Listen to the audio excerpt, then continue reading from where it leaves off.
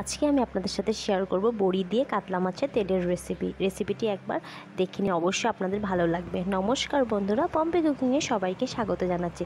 তো একটা কড়াই বসিয়ে দিয়েছি উনুনে, তারপরে একটু তেল দিয়ে দিলাম। তেলটা গরম হয়ে এসছে, তারপরে দিয়ে দিলাম বেগুন কুচি করে কাটা একটা আর পেঁয়াজ কুচি করে কাটা একটা দিয়ে একটু ভেজে নিয়ে 1 মিনিট মতন হলুদ গুঁড়ো, জিরে গুঁড়ো পাউডার পরিমাণ মতন, লবণ দিয়ে দিলাম, দিয়ে 3-4টে কাঁচা লঙ্কা দিলাম, দিয়ে এটাকে মিক্সড করে নিলাম 1 মিনিট মতন। তারপরে মাছের তেলটাকে দিয়ে দিলাম, দিয়ে ভালো করে একটু নাড়িয়ে চাড়িয়ে নেবো, মানে ভেঙে ভেঙে নেবো তেলগুলোকে ভালো করে।